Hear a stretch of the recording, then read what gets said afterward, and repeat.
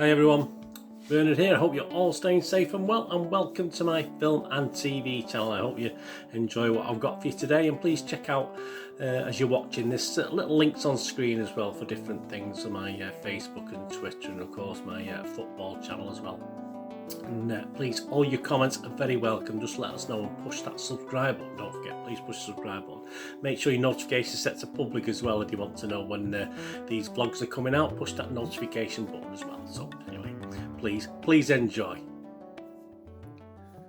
Right, a quick look at the movie called Worth, W-O-R-T-H, 118 minutes to 12, a biographical film directed by Sarah Colangelo from a screenplay by Max Borenstein, my apologies.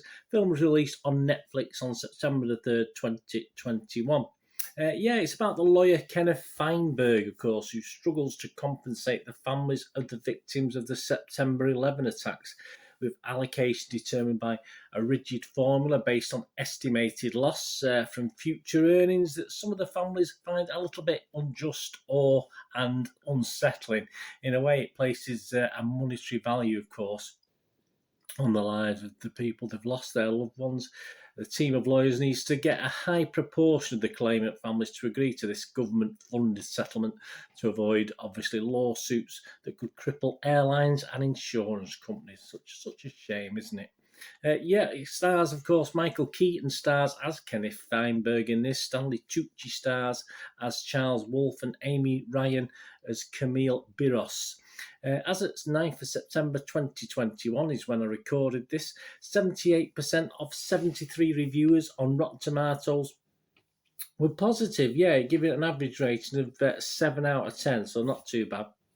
The website's consensus reads, "It isn't as hard-hitting as one might expect, but Worth remains a powerfully performed and rewarding complex dramatisation of real-life events." Metacritic, the other critic site we look at, a weighted average of 66 out of 100. Again, quite similar to the Rotten Tomatoes. That's based on just 22 critics. Internet Movie Database, always have a quick look at that. That's you, me, Joe Public, the normal guy on the street who paid money to go and watch this film, or obviously subscribe to Netflix even to watch this film. 6.8 out of 10. So again, we're seeing anywhere out between 6.5 and 7 out of 10. My little thoughts on this. I mean, obviously, given the subject matter, it is a pretty credible effort. It's for its length. It was for the length of the film. It's quite a simple story, really. It wasn't too complicated. It didn't go into any great detail on individual cases. Obviously, it highlighted 2 or 3 during the film. And if this was, of course, a fictional drama, which it isn't, but if it was a fictional drama, many would probably consider it a little bit dry. But obviously, given the true story element of this, I certainly didn't go into this watching this to even contemplate thinking something like that. And I think it just about hits the right balance anyway.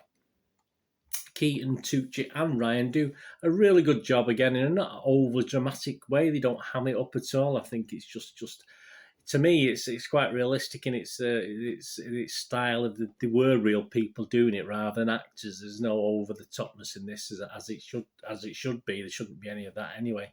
They were playing real people, dealing with the real tragedy and horror, and the tone they set in this film, I think, is pretty much spot on and as it should be.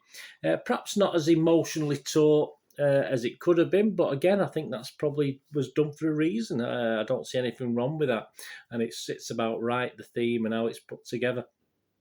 And although, as I said, it's quite slow paced, the 2 hours did actually fly by. I did, before I realised the film was ending it. So it did, even though it's quite a slow burn, and obviously didn't over dramatise things and didn't get all what's the word, over the top with what with what happened. It certainly passed by quickly the 2 hours anyway, or just under 2 hours, obviously with the credits, etc. So I am going to give it probably the similar score to what we've seen before. I'm going to give it a 6.5 out of 10, which is just a very watchable film, and it's one of those films. It's give it a watch, as I say, if you're watching this and it's still on Netflix, or seek it out on your own streaming service, etc. Anyway, so let me know your thoughts and how you get to watch this. Thanks for watching. We're going to do the rest of the day. Have a great one. Look after yourselves, look after your friends, look after your families. More importantly, let's all look after each other. To me here again on the Film and TV channel. Or perhaps have a flick across, please. Have a look at my football channel, my citizen channel. Whatever it is, I only ever ask you one thing, please. Stay safe, everyone. Thanks for watching. Bye for now.